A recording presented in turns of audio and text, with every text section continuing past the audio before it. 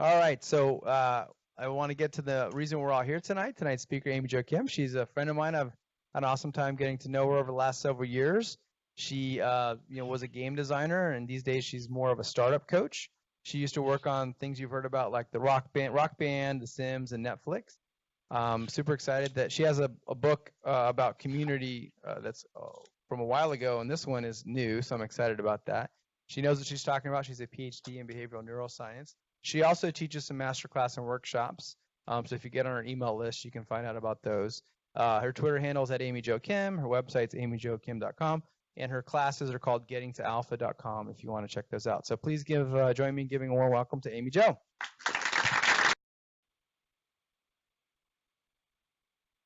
So first of all, how many of you already have the book? Does anybody? Okay. Look forward to hearing more what you think. Today's talk, I'm framing it for product managers because what I'm going to share with you is very much about how you show leadership when you're building innovative products. It's also very relevant for anyone who is a designer. I've been a UX designer in one of the roles I've played. But if you're playing any product leadership role or you aspire to have a product leadership role, this is going to save you a lot of time. First of all, I want to know if you relate to these statements. I want to reduce churn and engage my customers more deeply. Raise your hand if you relate to that statement right now. Okay. I really want to tune my ideas with the right people and find product market fit. Raise your hand if you relate to that statement. I want better innovation outcomes with a process that's based on real world successes. Raise your hand if you relate to that outcome. So do I. And that's why, so you're in the right place. The short answer is you're in the right place. This is what we're going to be talking about. So I'm a game designer and product designer. As Dan mentioned, I do a lot of startup coaching, which for small startups, funded, and also for groups that are operating as startups within larger organizations, entrepreneurs, corporate innovators. And I've been an entrepreneur myself, raised venture money, sold my startup. I feel the pain. So I work a lot with entrepreneurs of various kinds, and I really walk with them through the dark valleys because it's not an easy path. How many of you right now are entrepreneurs? You raised your hands earlier. Am I right? Is it not an easy path? So I work with startups and game studios and global brands to bring deep engagement to life from the ground up. During my career, I've been lucky or savvy or something enough to be able to have worked on a number of innovative worldwide hits from the beginning. An online marketplace, massively multiplayer RPG, bonus points. Anyone recognize this game? Shout it out. Magic Gathering? Nope. I know. I'll tell you later. There you go. This is Ultima Online. It's a early pre-World of Warcraft MMO. Anyone recognize this game? Rock Band. Anyone recognize this game? Yep. First version. Any players of Covet Fashion in here? I am, and my 11-year-old thinks it's the best thing ever. That's a mobile fashion game. It's been a huge hit. Anybody play Happify or use Happify? Okay. How about Pley, the toy Lego rental service? Yeah, rent the Legos and send them back when your kids built it. It's very appealing. These are all products that I help bring to life. So I've also worked with a whole bunch of teams I'm not putting on those slides right now in my career, and some of them weren't able to cross that chasm and reach mainstream success. So what's the difference? What's the difference between the teams that succeed and fail? Now, just a few days ago at the Mind the Product conference, Dan Olsen talked about how important it is to understand product space. So this is a very famous graph. This graph actually was put out by the Society of British Designers in the early 1990s. It's been widely adopted by design thinking practitioners. And it's called the double diamond. And there's a lot of wisdom in here. And not every team that succeeds, this is exactly the reason, but a whole bunch of teams that fail because they really didn't understand the problem space and who they were targeting before they built something. So what you're going to hear today is a system that embraces this double diamond approach and extends it to drive deep engagement. 5 steps. First step is to hypothesize and plan your experiment. So if you're a lover of the lean startup method and all the smart experimentation that we're hearing about from the sponsors, you know how important it is to run experiments. But something I've seen a lot, especially because I work with so many startups, is if you don't have a clear hypothesis up front for what you're trying to test and why, the data that comes back won't help you make your product decisions as well as it could. Every good experiment starts with a clear hypothesis. Formulating that hypothesis is tricky. I know Dan helps companies a lot with that, so do I. What you need to do is articulate your product strategy, even if you're not sure of it, and prioritize your assumptions so you can then test your highest risk assumption. Linus Pauling, Nobel-winning scientist, has this great quote. You just think, oh, he had this great idea. Nope. The best way to have a good idea is to have lots of ideas, and it's really true. It doesn't mean you're not smart and you don't have a vision and put stakes in the ground, but it's very important not to get attached to your early ideas early and not consider alternatives. It's a key technique to increase your innovation odds. Okay? Stage gate theory. How many of you have heard of or used stage gate theory? Awesome. You guys are very smart. So it's a well-established corporate innovation theory that's about testing lots of early things that are small and basically making them earn resources by going through kill gates so you winnow down the best ideas. The best game design studios I've ever worked at, the ones that made massive hits, they use something very similar to this. They didn't even call it stage gate. They do it because it worked. So in the game thinking book, I offer a canvas called the MVP canvas, somewhat similar to the lean canvas, but it's very focused on the specifics of how you figure out the right MVP to build. How many of you have ever struggled to figure out the right MVP to build? How many of you ever looked back and said, oh God, we picked the wrong one?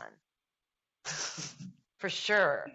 And so that's part of what I've learned how to help companies do to increase their odds of success.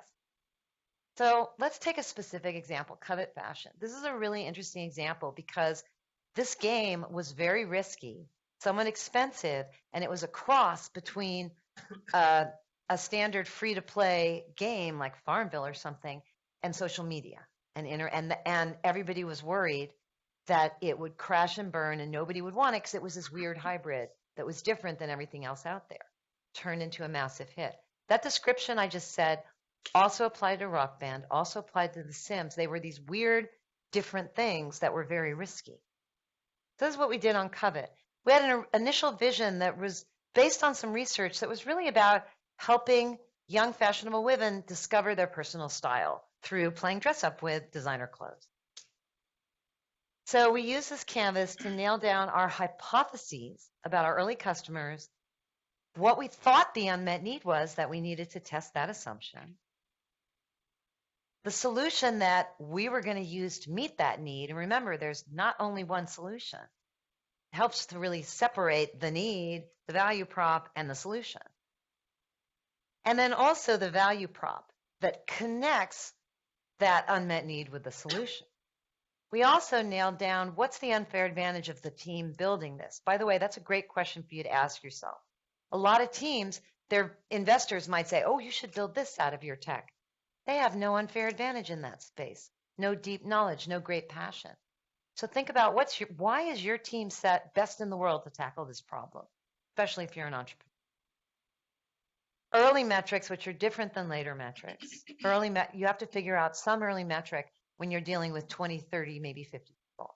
That's really going to tell you if you're even on the right track. And then all of that boils down into assumptions you can prioritize when you do your testing and figure out what your MVP should be.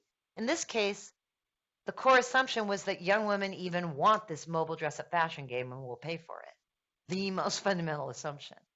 And then the second one was whether it was important to include a celebrity stylist as the face of the game. In this case, Rachel Zoe. How many of you have heard of Rachel Zoe? Come on, ladies. Okay. Anyway, she's not so hot now, but when we launched it, she was much hotter. And she wanted over $1 million for the deal. And so we needed to test that idea. Like the studio's like, we need to know if that's really important in the game or not. Earlier, we talked about how do you test a feature? We had to test it before we built it because they had to figure out if they could make the numbers work so they could come up with the budget to make the game, or it wasn't going to get greenlit. And that's game studio life. So that's the MVP canvas for that one product that turned into a hit, but that at the beginning was risky and seemed kind of crazy. The second step of game thinking, and these echo the double diamond process, is to empathize, but not just with anyone, with your superfan. So Paul Buchheit has a great quote, and there's some really similar ones from other folks. Build something just a few people want, even if most people don't get it right away. And he's run Y Combinator for a few years, so he's seen a lot of patterns with startups. And there's a very deep truth in this that has to do with the way you can increase your innovation odds. So there's science behind this idea. Back in 1961, a scientist at Bell Labs, Everett Rogers, published Diffusion of Innovations, where he took data from how innovations spread in non-digital cultures all over the world, like pig farmers in, Finland and this and that. He took all this data about innovations and came up with this curve. And the punchline of this curve is that innovations spread through innovators and early adopters, and they reach the early majority later. You don't ever start by reaching the early majority if you have an innovation. So looking back on your career, do you think you've ever on a project listened to the wrong customers? Like, yeah, you feel me, right? It's finding the right early customers can make or break you. And I've been there. This is, does anyone recognize this? This is a little game platform called Siftio. It was all the rage 5-6 years ago. MIT grads, brilliant. It's a cute little gaming platform that had a lot of the blocks had awareness of each other. So characters and objects could jump around between them. Very magical. Really hard to make it a mainstream product for a bunch of reasons, including strategically, gaming platforms in general are merging into mobile phones and digital computers and other general purpose mobile devices. So the landscape for gaming platforms is really changing and kind of getting squeezed. So they're trying to launch a gaming platform, and they actually found an early audience because we did a bunch of testing. There was an early passionate audience who needed it, need keyword. And it was special needs kids with sensory issues, and it was just huge for them. This company didn't want to be branded like that. Their investors, they had raised a lot of money, and their investors were like, you got to go for the mainstream. So they decided to try and launch mainstream, where they had people saying things like, that's interesting. Wow, that looks cool.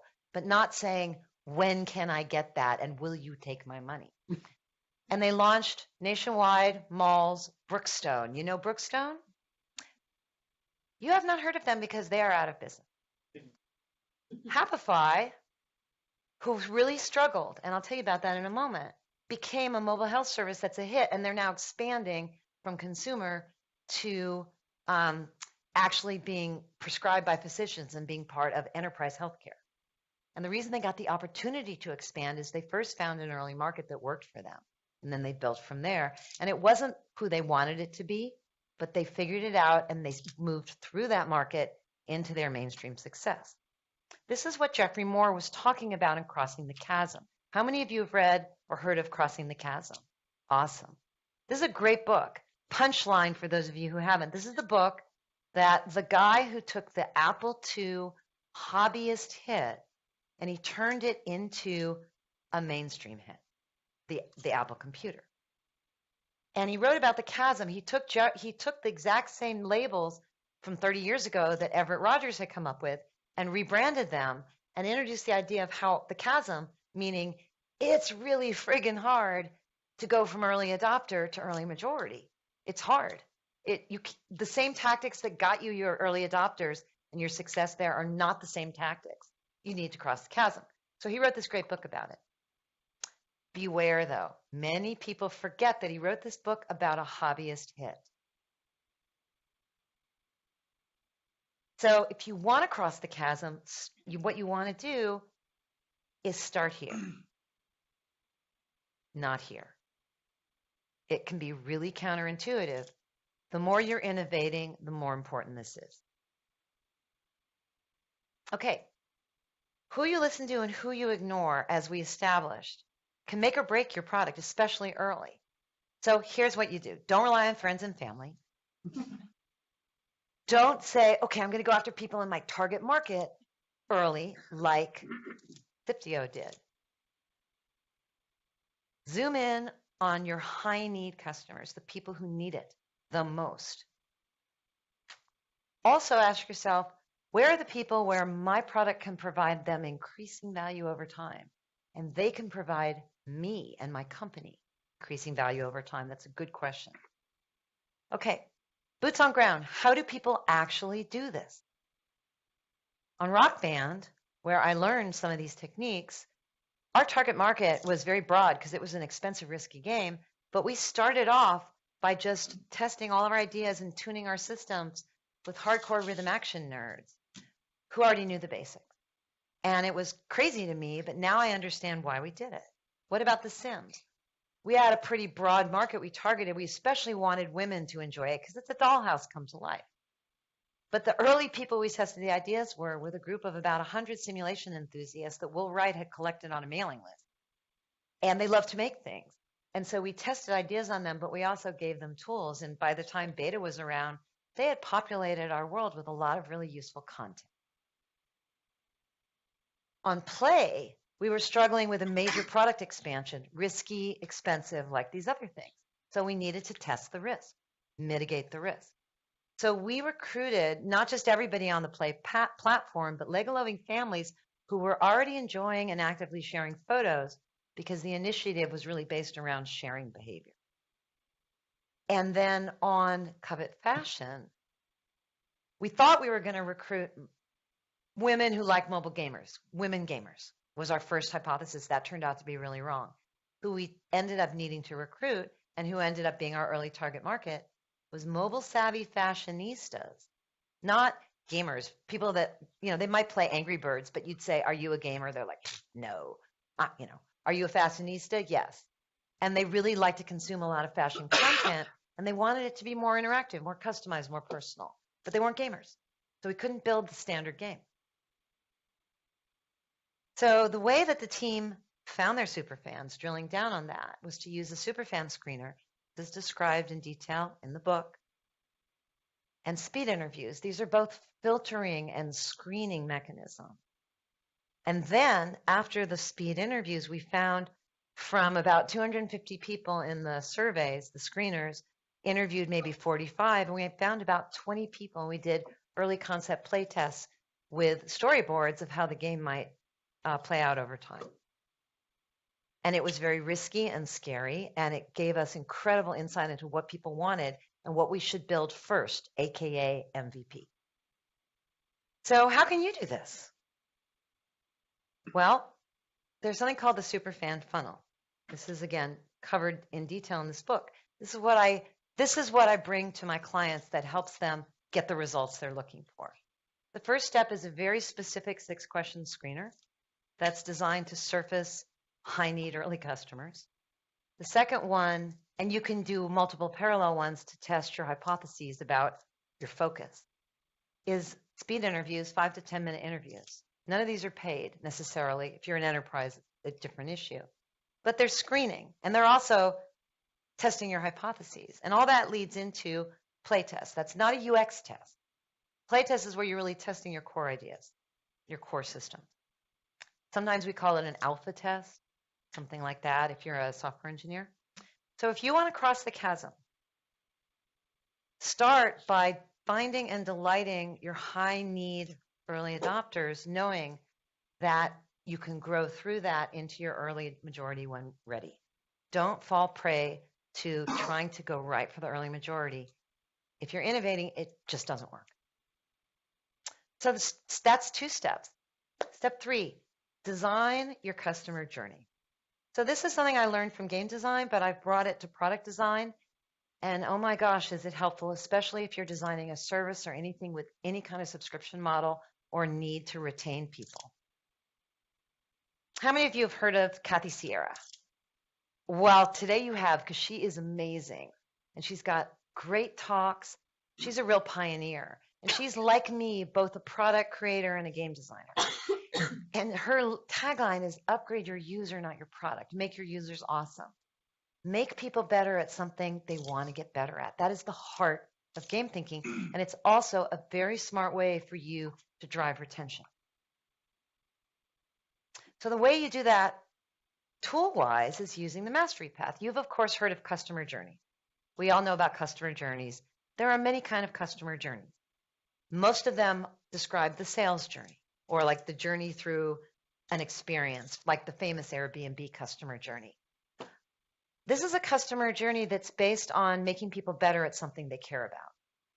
First stage is discovery, where you're really communicating who this is for and what the value prop is. Second stage is onboarding, where your customer is learning the ropes and starting to get value. Third stage is habit building, skipped by many people. And that's, think of the day 21 experience. What's pulling your customer back on day 21? What are they getting better at? How is your experience making them better at something they care about on day 21 that's different than day 7? And mastery, which is not really a stage, but it's something that some portion of your audience will achieve. Those of you who have built and shipped products, you know those 2 to 5% of your customers that just know everything about your product and go really deep and start pestering you with ideas? Raise your hand if you've ever had customers like, you know those customers, right? Those customers want something more than just what your average Joe, regular, who, this is good, I like this product. They want to go deep. In games, there's always these people. They're usually exist in any social product as well. And at that point, what you ask yourself is, what skills and knowledge and connections has this person gained or mastered by using my product? And how can they leverage that? How can I leverage that as a product developer? And that leads you into mastery. Slack is a really interesting example of a mastery path, not a game. Note, no gamification. But it has a rhythm that's very game-like, and it has a mastery path that really pulls you toward going deeper and deeper. Let's break it down. Onboarding, discovery is for visitors. Slack has a very social discovery process where people tend to pull each other in, especially earlier. So in that sense, Slack is more like Minecraft with social discovery than Yammer, which is very corporate. For onboarding, Slack uses a friendly, helpful bot to help you learn the ropes right at the beginning, which is a single-player experience when you're getting ready to participate in a multiplayer experience or social experience, which is a trope right out of gaming. How many of you have ever played a console game where there was these bots that would teach you the ropes before you went into the place where the real players were and everybody was shooting at each other? Anybody? Yeah. It's actually the same trope, the same structure, just simplified down, right? So habit building, it's really about making it your own and reading and responding to updates and staying on top of your work. But what Slack's really making you better at is working with your team. If it didn't actually make you better at communicating and working with your team, you would stop using it. That's the Uber thing.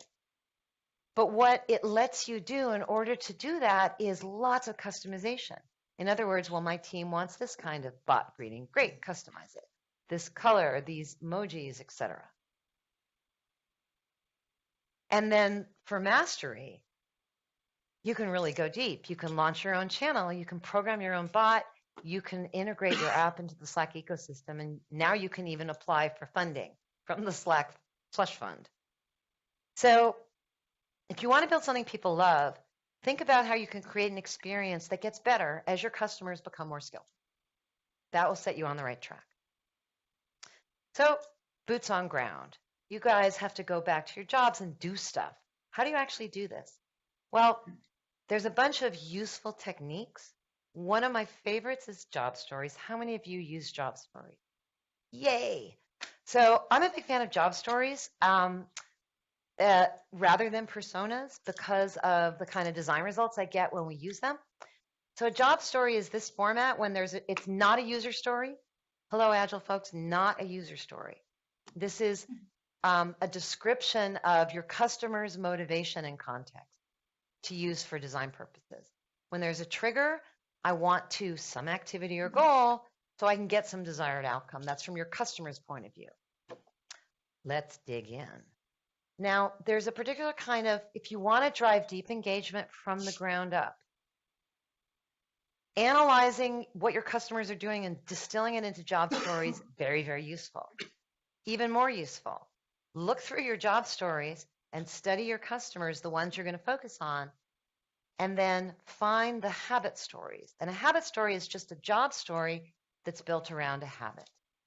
And if you can find job stories built around habits in your customers' existing behaviors that you could make better and piggyback on, you just made your job as a product manager trying to drive user adoption so much easier.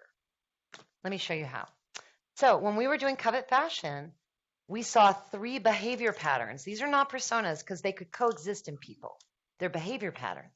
That's the difference between a job story. It's really about behavior and context and motivation. First one is the fashion browser.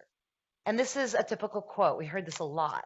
Tired after a long day of work, I just want to kick off my heels and flop on the couch and read Vogue or Harper's or get my iPad and look at that fashion blog I like. I just wish it was more customized. And we heard variations on that. So what we did was we distilled that insight into a habit story. So there it is. And the so I can is really important. So I can is the desired outcome. The engineering team on this project was mostly guys, and they were just like, what's the outcome of looking through Harper's on the couch? There's no outcome. And we talked to the women. Oh boy, is there ever an outcome. They are educating themselves.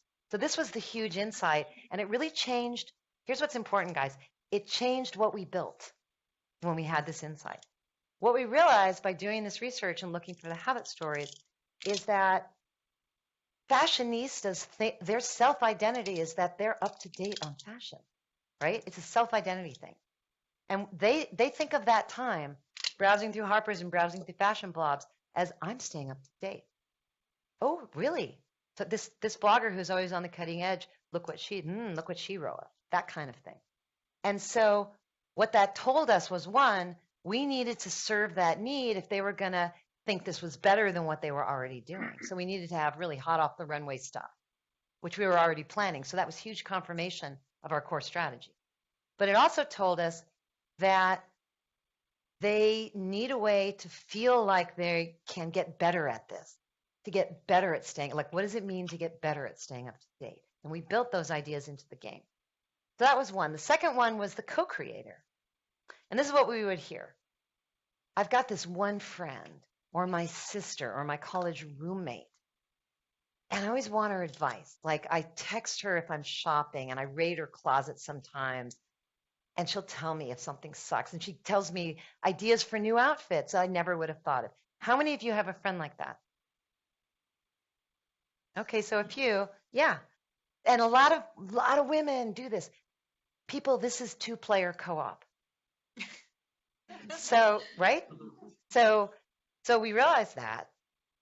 And then this is the behavior that we synthesized for the team into a habit story, a job story built around a habit. By the way, this is all in the book, just so you know. It's like laid out with instructions. When I need to dress for an important event, what do you want to do? I want to raid my friend's closet. and I want to get her advice on my outfit. That's what I want. So why? So I can accessorize my outfit, yes, but now we're getting to the golden nugget. So I can feel confident, right? Ladies, those of you with the friend, I know it's really about raising your confidence before you go out. Some of it's about the fashion advice, some of it's about the relationship thing. And once we realized that, we knew what we realized as a team was that for alpha, for MVP, we could design something dramatically simpler than the 4-player co-op that the team had in mind because they had all played Left 4 Dead. And I'll show you what that is in a moment. So then the third one is the armchair stylist. This was another, these were clusters in the data, okay, behavior patterns. This is the behavior pattern. This is someone who tells other people how to dress and what to do. Miss Bossy Pants. So I love to get my friends together at my place before heading out so I can critique all their outfits and tell them how to dress better. They need me. Has anybody met a woman like this? Any of you ever? Are any of you women like this? Okay. Guys? Okay, but this person was an important part of our ecosystem. So here's the deal. Here's the synthesis from that insight.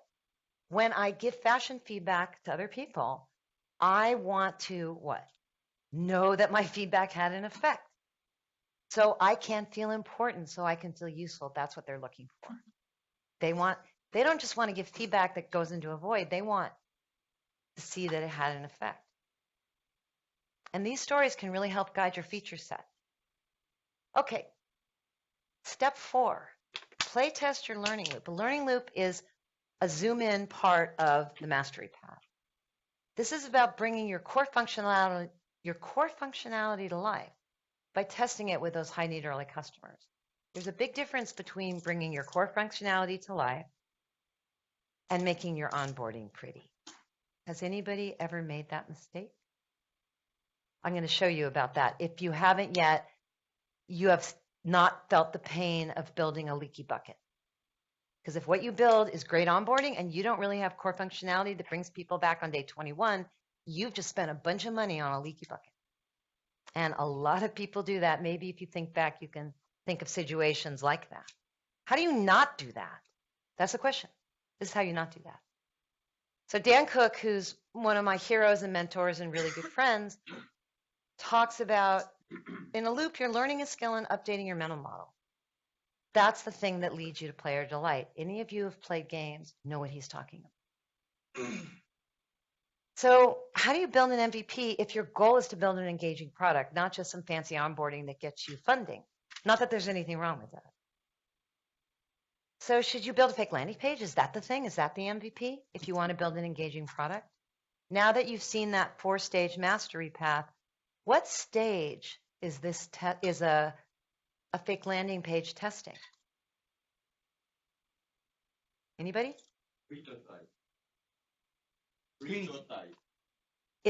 No, a fake landing page is not a prototype. No, a fake prototype. A fake landing page is testing the discovery phase. It's testing your marketing message. That is exactly what it's testing. You can call that a prototype. It's discovery. That's it. That's what it's testing.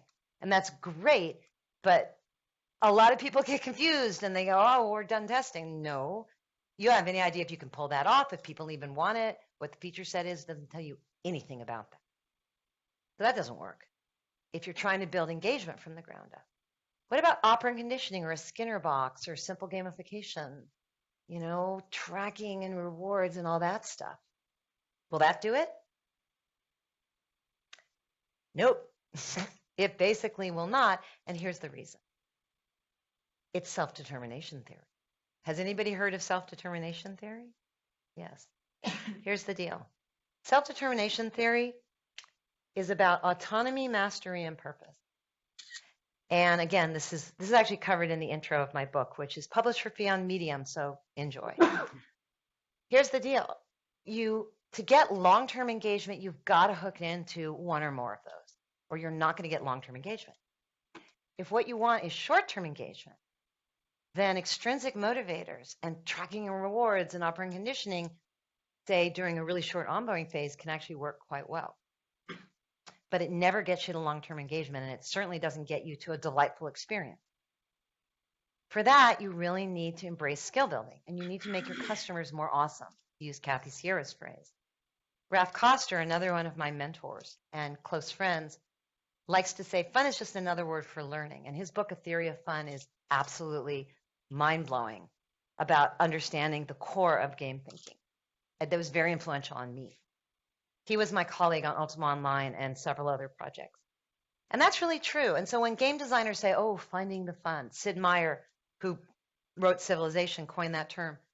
What they're talking about is building engagement from the ground up. They're talking about the way they prototype and test their idea. Okay? And that's where the learning loop comes in. This comes out of the way that not every game designer, just the best ones, bring their ideas to life.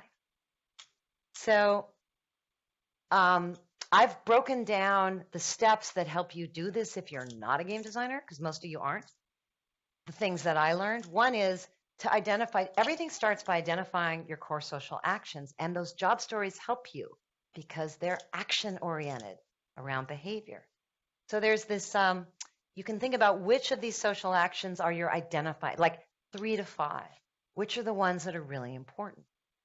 And what does that say about the style of social interaction or style of engagement that you're creating? So let's take a look at Slack. Here's Slack's one when they were fairly mature. This was like a year in. And I actually did this chart with the people at Slack headquarters. And a really interesting thing happened. A fight broke out. And the fight was between a group of people. Strangely, they were all young men. And they really wanted more competitive features in Slack. Some of them were engineers, and it was a big design meeting with a lot of the company. And they're like, look at that. There's nothing there. Why don't we have leaderboards? And you get points when you do stuff. And why? They were really angry about it. And I'm like, wow, I didn't realize. And Stuart Butterfield, who's the leader, he was there too. And he's like, we've been through this before. You know why. And it was like, I'm like, oh. And a big insight for you is that it takes a lot of discipline to not try and be everything to everyone. It takes a lot of discipline to create a coherent product experience. Part of creating a coherent product experience is knowing what you're not. And Slack is not the place where you're going to feel competitive and like someone's better than you. It's the place for collaboration and self-expression, right? That's how Slack makes you better at the thing you care about. So think about that when you're thinking about choosing what not to do. It's every bit as important as choosing what to do. And it's not easy. Good leaders have to say no a lot, and it's friggin' hard. So here's Slack's loop, the core learning loop. There's 4 elements, but really 3 core ideas here. The first is that you need some sort of internal motivational trigger that's coupled with a pleasurable, repeatable activity. If you don't have a pleasurable, repeatable activity, you can't build a loop. You just can't. You don't have anything to get better at. So here, the pleasurable, repeatable activity is the same activity in virtually all of social media, which is, I want to read and respond to my new update. Right? That's what we do when we go onto social media. What you do when you go onto Slack, that's the core activity. And the internal urge is FOMO.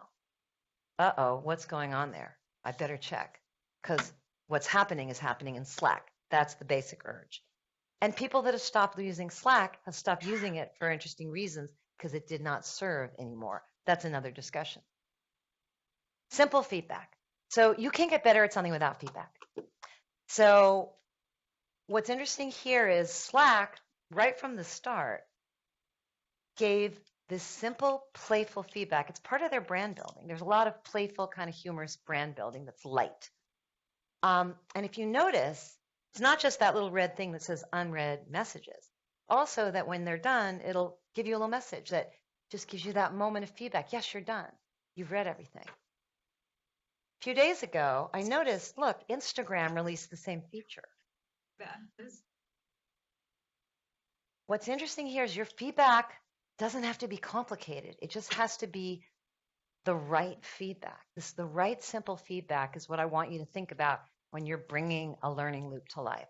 What's the right simple feedback that helps this person get better at what they're looking to get better at and get to the emotion they're looking for. And the emotion you're looking for in this when you're using Slack is, I'm caught up, right? I'm on top of things. That's the and so that's why that little message really helps. So then the third idea, so we have a pleasurable, repeatable activity, right? We have that has an internal trigger, and we have some feedback about how you're doing with that activity. And then we've got progress and investment. And this is more advanced. A lot of times you don't necessarily even want that right at the start in your very earliest MVPs. Most games, and I'll explain that in a minute, they don't start with the progress and investment part. They start with the pleasurable activity and the feedback. But once you've got that in place, then progress and investment becomes how you drive long-term engagement. In Slack, it's customization. You know, when it was an internal tool and they were just using it to build their multiplayer game that went out of business, they didn't have a lot of customization. When they made it a real tool, they added it, and it gives you something to do over time. It gives you a mastery path. And it also helps you set up the right triggers that bring you back, specifically around notifications. Any of you that have used Slack know this is how it goes. Oh, I'm using Slack. Look at all these notifications. Look at all these notifications. I have to customize them immediately. Too many, right? But I can't miss that one. So that's how it goes, and they make it really easy. So you want to think about, how can my day 21, my day 30 experience be part of making my customers more skillful in some way they care about, even if it's really simple, especially if it's simple. So part of how you do that is through iterative playtesting. How many of you are completely on the I love iterative playtesting bandwagon? No. Okay. So, we can talk about that later. So typically, playtesting, this is how it goes. You start with, you test your idea. Maybe you build a prototype, make some wireframes inside of your team, maybe your department. Then you might do a friends and family beta or early test. Then you might do some closed beta or open beta, depending on how complex it is. And then hopefully you're launching to the early majority. How many of you have ever built a product that roughly followed that path? Okay. And maybe some of you aren't even doing that much testing. So earlier you learned about Superfans, the slice of your market, not all of them, just the slice. If you start your testing before you go out to friends and family, before you do all that, and test your idea in really rough form with your Superfans right after or during when you're testing it with your team, you will dramatically speed up your process. You will develop an asset you can leverage throughout your development process, and you will increase your odds of success. So the common testing artifacts most people use, those of you UX designers or testers notice, you might build mock-ups, clickable mock-ups. You might build something that sort of looks like a phone application. You might develop hardware that gets progressively more fidelity. If you're very sophisticated at designing either games or products or familiar with it, you can do what I do with my clients, which is develop early concept storyboards even before you have an interface that show people using your product over time and get feedback from that. That's how we got so much feedback so early from Covet Fashion, is with concept storyboards. And one of the things I include in the book, because a lot of people struggle with it, is a simple 3-part playtest script. There's a warm-up phase, then you're going to test some artifact, and then most importantly, you need to ask the right questions during your debrief. And that's all included in the book. And this is really all toward what all of us creative people do, which is we want to test our ideas on the drafting table before we have to get to the site, right? Frank Lloyd Wright knew this. I love this quote. So what all these techniques are doing for you is helping you spend more time on the drafting board so that when you go to the construction site, you've validated what you're building. So if you want clear, actionable data, playtest with Superfan cohorts, not just with anybody. It will really help you. And you learned about what a Superfan is and how to find them earlier. Step 5, we're almost done. So now you've done all that. And of course, you're part of a loop. This is kind of like the build, measure, learn loop. It's just like the learn, measure, build loop. And now you want to validate your assumptions. I think many of us understand what this is and create a product roadmap. Even if it's a roadmap for getting to beta, you still need a roadmap, or for getting to alpha. So how do you actually do that? And what I want to show you is how the very best designers and creators I've ever worked with did it. Because there's a lot of people, sometimes people say to me, well, I've seen game designers who are out there, just saying use operant conditioning. Yeah, not everybody's a great game designer. So the people that I learned from and admired, this is how they did it. I love this quote from Steve Vassallo. He's a designer turned VC. MVP is a liquid, not a solid. It's really true. It's not this one thing. It's a process. So on Rock Band, the way we did it was we imagined out the whole Rockstar fantasy, the mastery path. We imagined it. We talked about it. We wrote docs about it. But then we spent 7 friggin' months tuning and iterating a single song. Any of you have played Rock Band, you know how good the feedback is, right? Did you ever wonder, God, how did they get their feedback so good? That's why. It was crazy. The studio head was like, we're going to go out of business. It was a hit. It's like sometimes you take that risk. But that's the point I want to bring to you is we didn't build all the fancy stuff. We started with getting that core bit of functionality that everything else rested on right. Same thing on The Sims. Started by really thinking about all kinds of dollhouse comes to life scenarios over time. But then we ran over a year of tiny world building experiments, building things, testing them on different people, seeing if they worked, seeing if it was fun, seeing if 10 days later people even wanted to bother. And it took a while, it took a lot of iteration. Again, studio heads coming by. Do we need to cancel this? Then it turned into a hit. Covet Fashion, similar thing. We thought through this whole cooperative dress-up game. And there was a lot of ideas about, there's a lot of co-op gaming models out there that are super fun and very sticky. But a lot of them are meant for gamers. So we had all these ideas, but then we dropped those and piggybacked our first ideas onto existing habits that we identified in our audience, which was very challenging for the team. With Happify, we imagined a science-based happiness game, and the founders came out of the games industry. They had a 2.5D isometric visual and all this stuff. But then we dramatically simplified the UX because we found out our early market loved Pinterest and loved the ease of use of Pinterest. And it made them happy. And yet it made them feel sad that as a mother with young children, they couldn't have an all-white living room without spit up. So we felt we could make it like Pinterest, but something that would make you happy. And it turned out that shift was huge. And that's really when our curve started to go up, up, up, was when we made that shift in the interface. And again, it was very hard for the founders. It wasn't their vision, but they listened to the market and they tested their way there. Okay, now it's your turn. Who should you listen to, right? You're sitting there, your product managers, your designers, your product leaders. I'm trying to build something. Who should I listen to? And then what should I build? What MVP should I build? And what development stage should I be doing this at? What's the difference between early and, if I'm already in beta? I want to give you a roadmap. And I found this incredibly useful at saving time and keeping things focused. You already learned about the 4 stages of game thinking, the mastery path. And I map it against the developer's path, the creator's path, our path, going from idea through MVP, beta, launch, and expansion. Here's the punchline. Start here.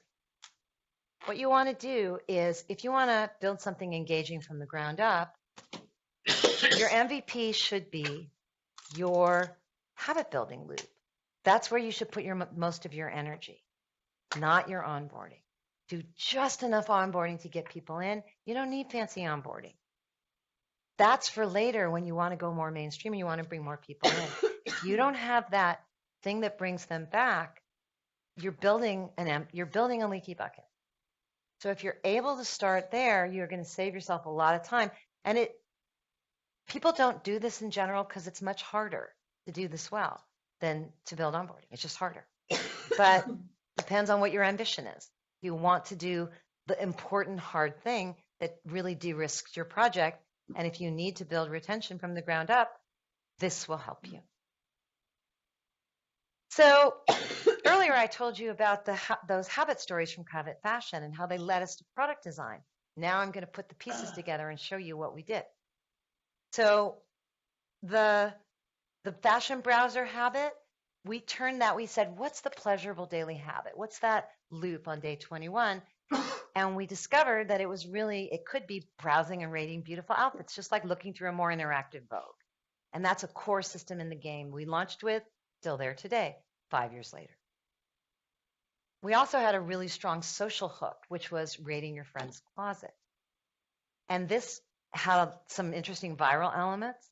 And it was pretty simple. If you were friends in the game, you had done the double opt-in friend, you could borrow friends' clothes. It didn't mean they couldn't use it. It like cloned it. And your friend would get a message about it. And then she could be the first to comment on your outfit. Super simple. Right out of the research, the engineers are like, that'll never work. That's too simple. Mastery path. You get ahead by putting together great outfits and sharing them with other people. That's the mastery path.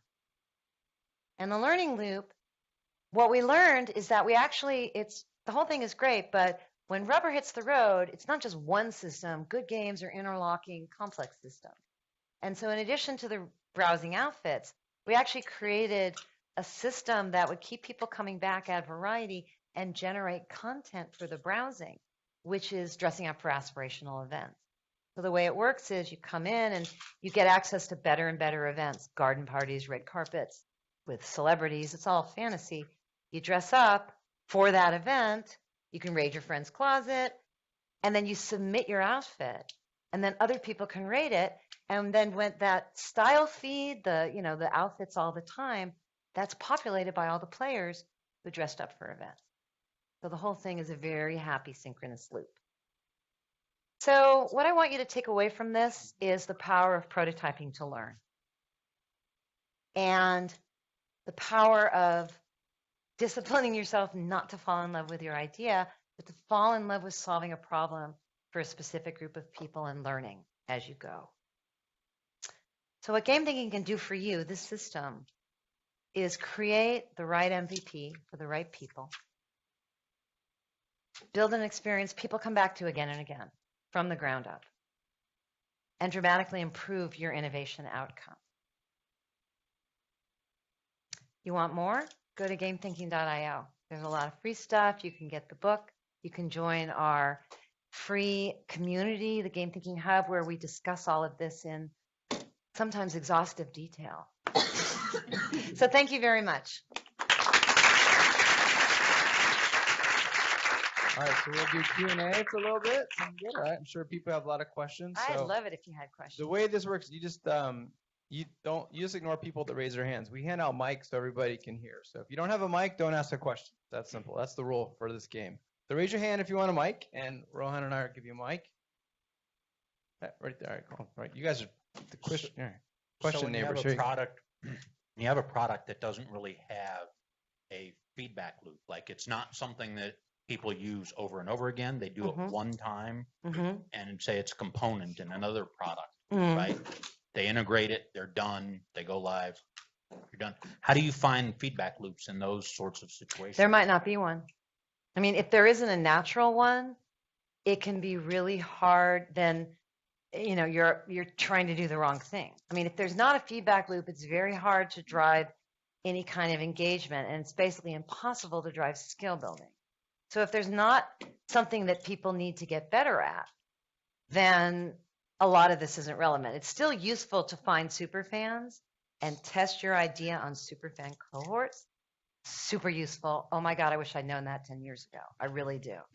But like I've got a client who's got a home automation thing, and they really they wanted to build a habit. And we spent like 2 deep dive days on everything about their home automation setup. And what we concluded was there's nothing to get better at. It's just set and forget it. Like the whole value prop is set it and forget it. And it doesn't make any sense to try to build a habit about it. There's no there. And they're like, well, what about if we added points? And I'm like, oh, shoot me now. No, don't do that. It'll just clutter things up and confuse people. So sometimes it's not there. So I have 2 questions. One is, oftentimes after you've done your problem discovery, before you actually start building real, a lot of people suggest building a sort of clickable prototype to work through the interaction design, work through the actual main flow of your potential solution. But question is, how do you focus on habit forming in that, using that tool or using that vehicle? Because all you're doing is simply engaging and trying to validate with those very early customers, potential customers. That's one part of the question. Second is Superfans, that early community. If it were a B2B I'm going to forget the first part, so we might want to address the first part first. My buffer is kind of. What was that first part? So simple version. How do you focus on habit formation using just a clickable prototype? It's very hard. So this gets into what artifact should you test when? Okay, that's what we're talking about. Most people, myself included, on a lot of projects earlier, believe that, well, let's build a clickable prototype. The problem with a clickable prototype is at that point you're testing the UX, not the core ideas. So there's more to say there, but that's really it. So part of why I've developed and I share techniques I have, like concept storyboards, is that it forces you to not rely on, oh, let's just design the UX, because it's, in many ways, that's a lot easier, especially if you're a UX designer, than thinking through how will people actually use this? Where will they be? Who will they be with? What will they say to each other right after they use it? All those things. You think about that. I learned this from game design, because they would write these exhaustive scenarios called A Year in the Life of an MMO Player. And they were illustrated with, men in tights. But the thing is, they were awesome because inside of them was this really thoughtful analysis of how does this experience unfold for the player? And it really helps you design your core system when you think about how someone's going to use it over time. So you cannot, it's like, what information are you basing that? It's like, what problem are you trying to solve? So in many ways, it really goes back to that problem space, solution space. When you have a clickable prototype, you're inevitably in solution space. And if you're ready to be in solution space, you know the problem you're solving, you know who you're solving it for, and you know your basic feature set, and you validated it, then clickable prototypes really help you test your UX. I just went through this with a client. But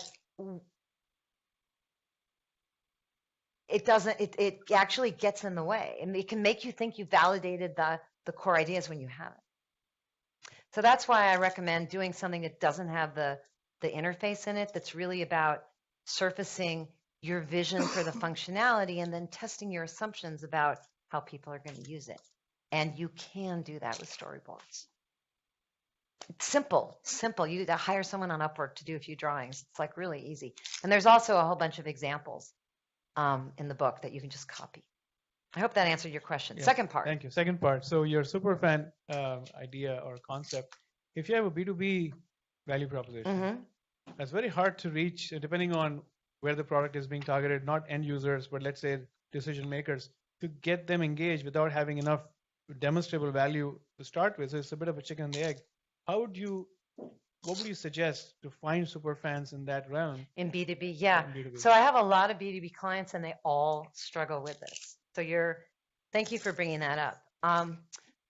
There are several ways to do it. Most of the clients I've worked with who have success use some form of a friend referral or direct referral. The biggest problem with direct referrals is that you're talking to people who like you and are on your side, and that doesn't give you unbiased feedback. It's a cohort. It's friends and family, right?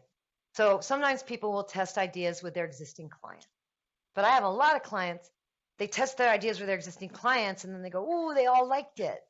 And then we go, let's find another cohort who doesn't know you. And then we find another cohort, and they don't like it. So I've seen that a lot. Have you ever seen that, Dan? Dan's like shaking his head. So that's the thing. So and again, in my book, I list like 6 ideas you can try. So here's some things that people do.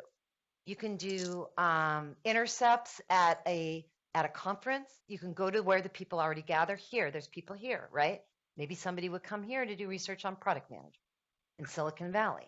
So you can go to where people already are, either online in some sort of interest group, if that's possible. Execs aren't hanging out online in interest groups. But you can also go to conferences. You can do friend-to-friend referrals, which is where you can ask your colleagues and your friends to recommend some people that you might be able to talk to. You can offer something in exchange. You don't offer them money because execs, you don't like $50 gift card, screw that. But you can offer them something else that they value, which might be some of your advice. It might be something that you have to offer that somebody who you would want to interview to learn more about this, they might value something that you could offer them. And so we usually look for those opportunities. And sometimes going to a conference can work really well. The thing I've seen work the best is the friend-to-friend thing. And if you get the right people, 5 of them is a good start. Like, you don't need a huge amount. But it can be really challenging. And sometimes, and you also are often dealing with a 3-way decision where there's the decision maker, but that's not the person who uses the software. So there's more there, but that's the start. So who else? Yes. So my question is that how do you use valid for the fault is a real problem?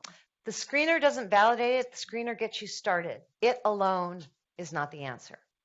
And the way you use it is by how you structure the question. And you think hard. One of the things you do is you use the discipline of only letting yourself ask 6 questions. So there's lots of questions you don't ask that in any normal general survey people would ask.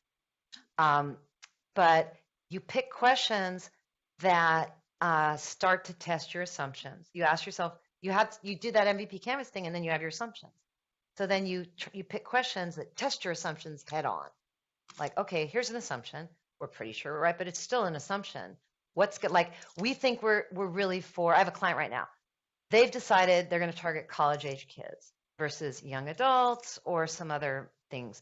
So we're going to start running some surveys, and we definitely need to know the age and if people are a student or not in the survey, because they have this big assumption about that.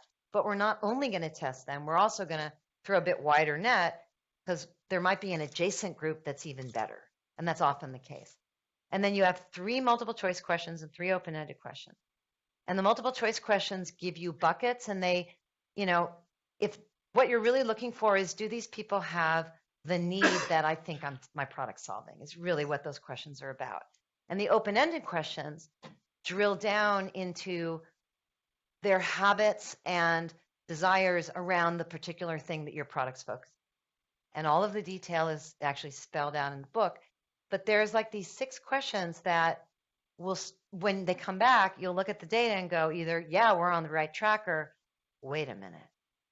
And I have lots of stories about people got to wait a minute and refocused right from the screener, but then you really need to go deeper to fully validate the problem.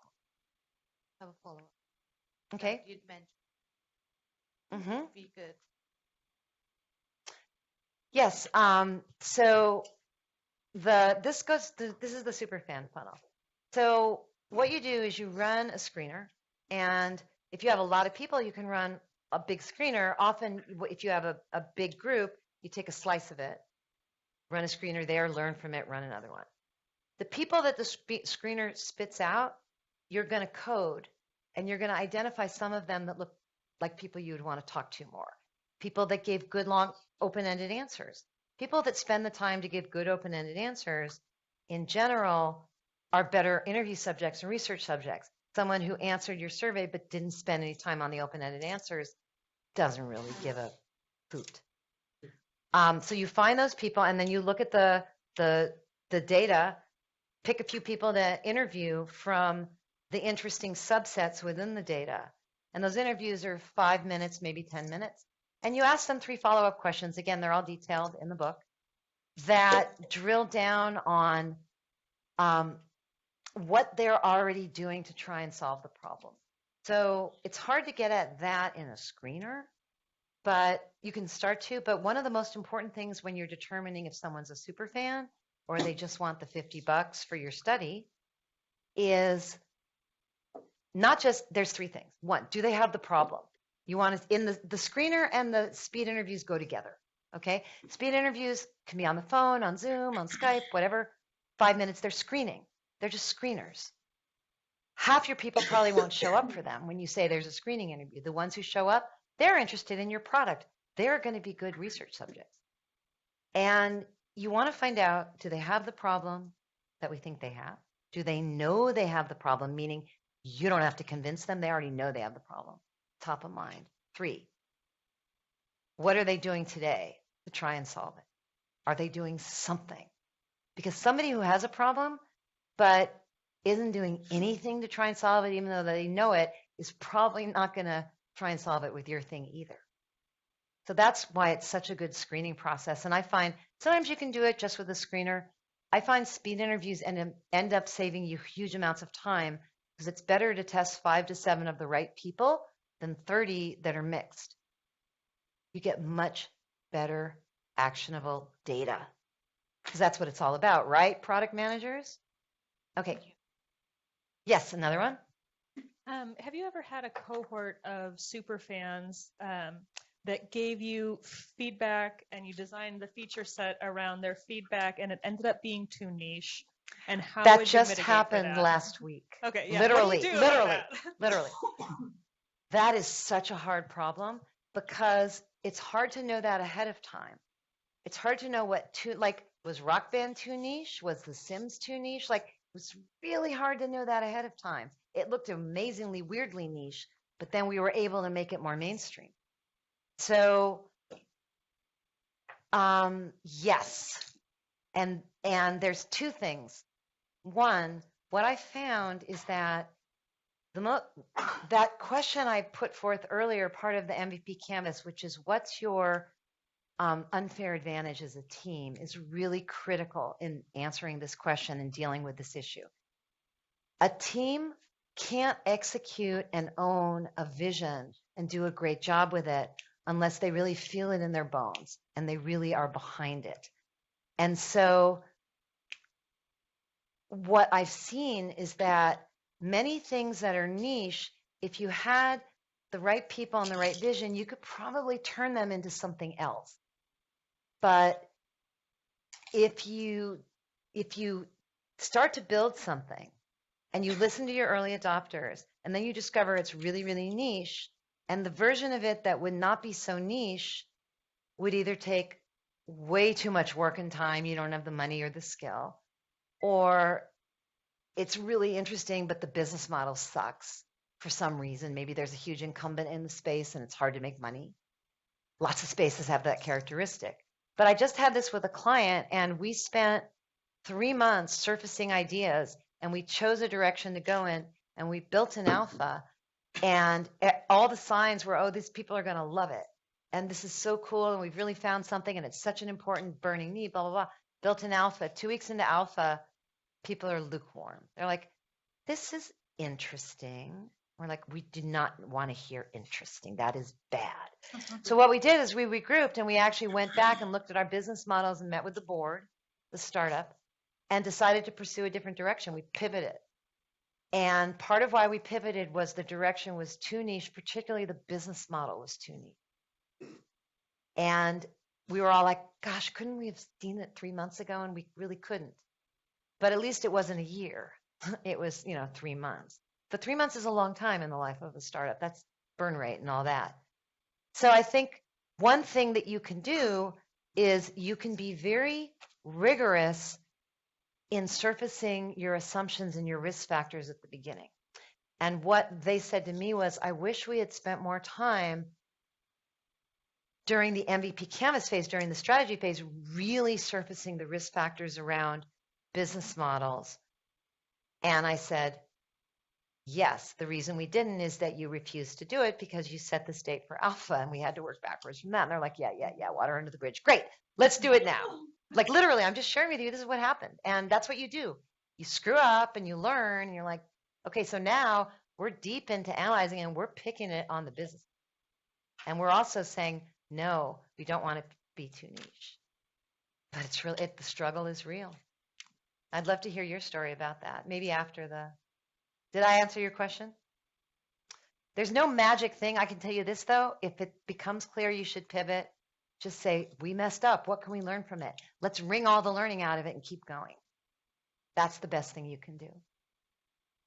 Any other?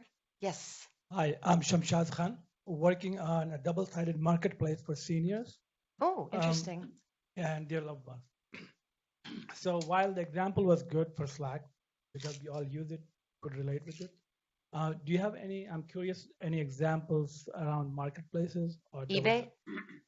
And That's a marketplace. Right. No, I mean, Pley is a marketplace. But I mean, stuff I've worked on. You mean other examples how you applied of where what? you started, like this theory that you said. Pardon? In a nutshell, how you applied these thinkings or game thinking. To a marketplace? Yeah. So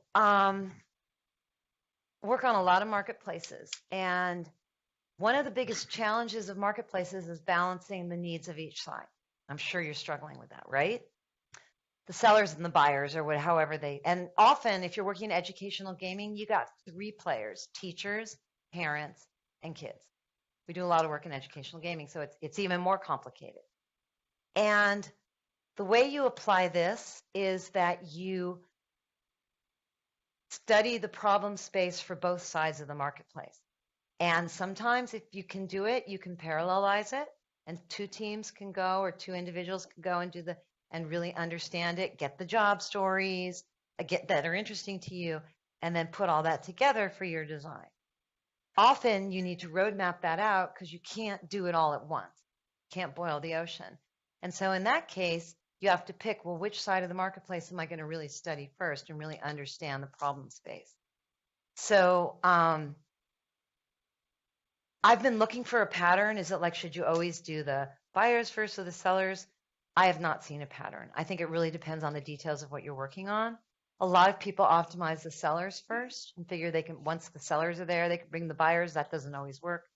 But the punchline is that you need to understand both sides of the marketplace, and you can use all of these shortcuts, because that's what they are. They're shortcuts to understand both sides of the marketplace. The better you have that understanding, the better data you have to make systems decisions that will balance the needs of both. That's what I found. Thank you. Good luck with the marketplace. They're awesome, but very hard, like chicken and egg, hard to bring to life. Yes, and there was also a gentleman over there. Yeah, he has. Okay. Yes, great. Thank you. Huge Sims fan. Grew up playing Sims. Me too. So I have an UX background, and I went into data analytics. And very recently, we're actually facing this problem with our B2C clients who are emphasizing only on data analytics and machine learning and AI, which is great. But we're trying to build a roadmap with UX involved in it. And I'm just trying to understand if we can have one or both, one of each or both. I don't understand UX, the question. UX and data analytics and machine learning paired together, or we can completely replace UX research with just data analytics. No, you can't replace UX research with data analytics. The answer is no. I don't know what else to say other than that's crazy talk. You'd be surprised. They insist. That's what they need. Based on what? The data analytics part, the machine learning experts would give them great feedback. Or I see. Data analytics can tell you what people do, but they can't tell you why people do it. So tell that to they can't. Absolutely. And one story that might help you, because here's the thing, like a lot of the people that I work with that are in big companies, they have to convince stakeholders, like, give me ammunition for stakeholders. That's what I need. So here's something that sometimes my clients have found very useful. So Netflix is doing an amazing job at innovating, aren't they? Like just navigating their space. So I worked with them on their onboarding about 5 years ago, maybe 6 now. And when I got there, this is what they said to me. We have such a great culture of testing and analytics. We've got the best data analytics. They showed me their dashboards. They were things of beauty. It's right. We're really good at it. We test, A/B test. We understand all that, but we've hit a wall. Local maxima in mathematical terms, and they knew it. I mean, they're smart enough to know it, and so they use these techniques to look around the wall and to understand why people do what they do. And their challenge at the time was to drive retention in the onboarding, and they had a really steep drop-off. I won't say details about it because it's proprietary, but they had this very particular drop-off at a particular time. And the challenge of the project was push people over that drop-off. And they had been trying to do it through just data analytics and testing, and they hit a wall. And we were able to, by understanding why people were dropping off and really understanding their motivations and their behavior, we were able to deliver great experiences to them that measurably improved a metric that had been stuck for like 8 months. So there's a story about a very smart company with incredibly good data analytics that, I mean, that's what will happen is you'll hit local maxima and it'll do some stuff, but in general, the two together are the best. So I think your challenge is going to be figuring out how to be the best UX designer that complements what they're already doing and focused on. Thank you.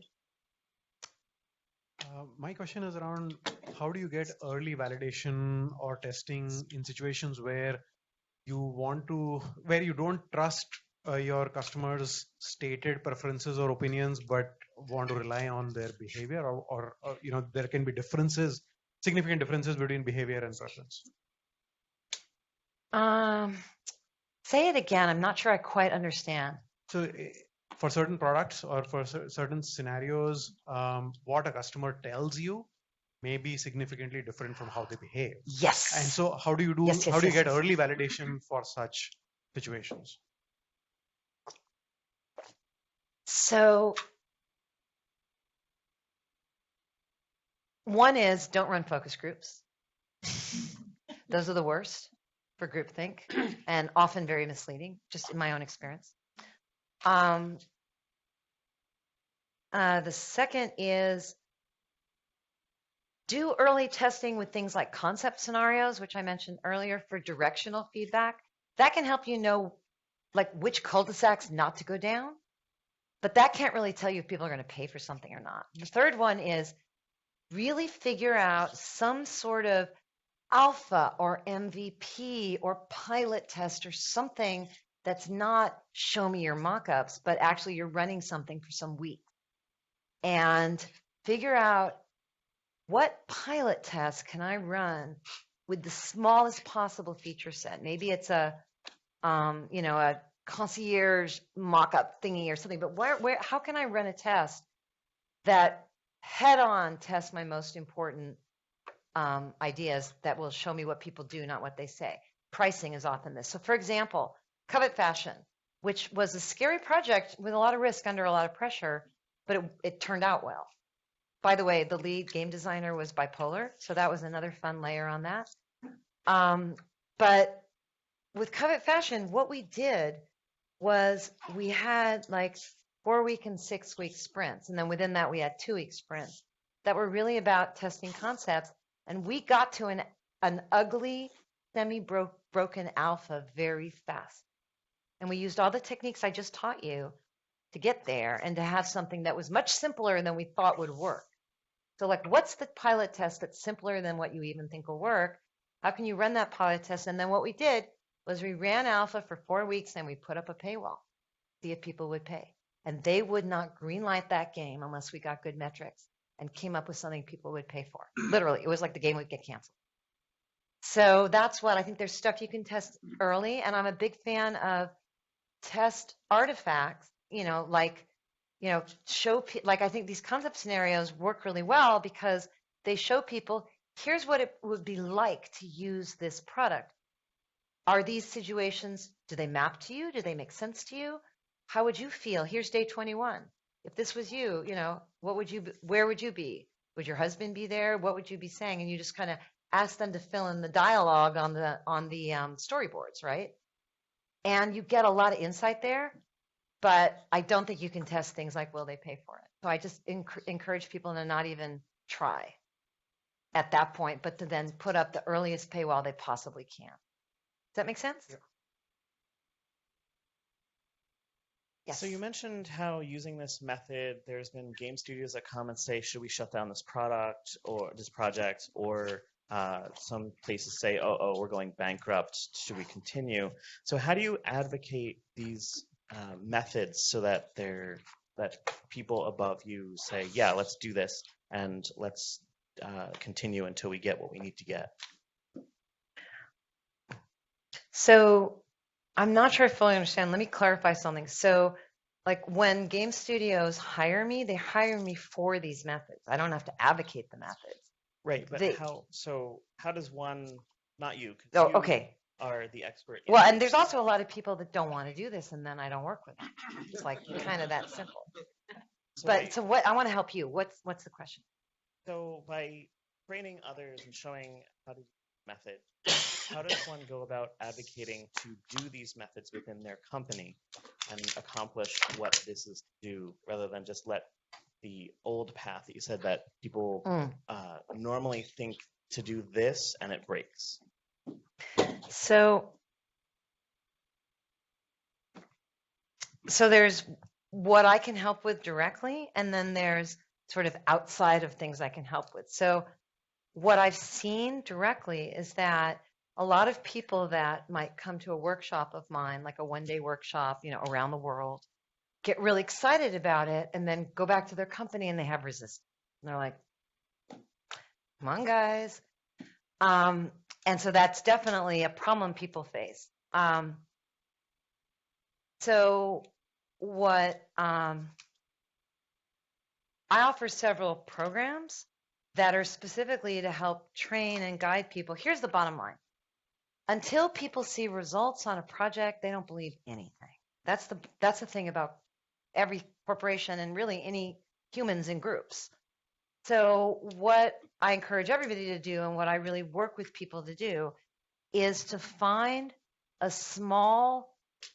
see if you can identify a small project and an internal stakeholder that you can create a win. Under the radar, smaller the better. Don't try and change your whole innovation department, but find a project to do a win. And sometimes it can take a while. Like there's a company, Age of Learning. Do any of you know Age of Learning? They're a very successful educational games company. They make ABC Mouse. Any parent? Anyway. So I've worked with them for many years, myself and my partner, and they really wanted to introduce these tools. And we actually did a project, and it didn't go very well because the stakeholder didn't really believe in it. And he just had some issues. He's not there anymore. But we tried to do the project and we made some headway, but it didn't really stick. And then somebody came in and trained everybody in Scrum, and then that kind of did its thing. And it's a year, maybe a year and a half later now. And now they're coming to us, and now people are saying, oh, now that your book's out, 20 of us in my department are all using it. And like, it's happening. But it took a while. And the reason they're doing it is that they saw that the project that used a little bit, but then kind of went sideways with it, actually ended up being a big success. And they're like, what was different about that? Oh, so that's just a real world story. So I have a master class for individuals that I offer once a year that's happening in September. You sign up for my mailing list to hear about it. And that's for individuals. It's online, and it's for anyone who wants to learn it. And so sometimes people will bring a team to that, and they'll say, we have a project and we want guidance and we want to learn this with a feedback loop with you so that we can, learn it. And so that can be very effective. I also have a accelerator where I work with teams from the get-go more intensively. And I do that. That's most of what I do, startups and corporate innovators. And under that one, sometimes like I'll train an entire company or even like an entire department. We'll start with a big training. It's like, ping, get everybody out singing the same note, and then spend maybe 3 months, 4 months executing a project. But beyond that, what I could say is if you're thinking about, hey, what can I do today, right? See if you can find a small, under the radar project that you could turn into a small win, because from small wins grow many things. That's always going to be the start. So that's the best Cool. advice. I can tell everybody's super engaged. Let's just do one last question, and then I think Amy Jo's up for sticking around and doing some Q&A after that, but we can kind of disperse the group, right? So one last question. No pressure. Ready? Yeah. There's a gentleman. Randall. By the way, thank you for all your questions. I love it. Have you worked with teams or companies that got stuck in a validation loop where they have their initial hypothesis, they go out and kind of lukewarm reaction, and they pivot the hypothesis, and it's just kind of, hey, before we can get to this next step, we have to validate this. And You're killing me. I have one like that right now. Yeah, I mean, yes. And it's, God, there's nothing worse than thinking you're onto a hot idea and you launch it and you get a lukewarm response. That's what you're talking about, right? Yeah. Or something like, yeah. Yes, I have a team I'm working with right now, and it's really painful. And they're like, it's not what we expected. What should we do? Should we just make the experience better? Should we really make sure we're solving the right problem? Should we refocus our audience? They're asking all those questions. And part of why I'm working with them is that they are kind of like, they're kind of spinning a little, like they're not sure, where should we put our energy? Our runway is ticking by, you know? So what we're doing is starting with figuring out where the most burning customer need is and actually pawing through their data logs and really looking at who already is behaving in a way that's where they're loving it, even though it's kind of a small group, and seeing if we can understand what's that about, and then analyzing within those clusters if there's a market that makes sense for us that has the right business model attached to it. Kind of that other thing, which it's pretty easy to build something people would love that be free for them forever. People like free money too, but you don't want to go make a company to do that. So yeah, it's really hard, but where I often start is with core high need audience and problem space, kind of go back to that and validate that, and then figure out a way to get data against it that you can test. Like for this company, they've got two clusters. One is older people, like 55 plus, recently retired, and the other is people with really long commutes. They're like, which one should we focus on? And we're figuring it out. Thank you. Wait, who said that? Wait, what? Tell me more. Just tell me. I'm sorry, can you give her I want to hear your reasoning. And I know we have to go. Not respond. Oh, you're just, okay, No, fine. I know, but also I think there are a lot of long loves. Thank you. Awesome, Amy Jo. Thanks a lot. Let's give her a round of applause, please.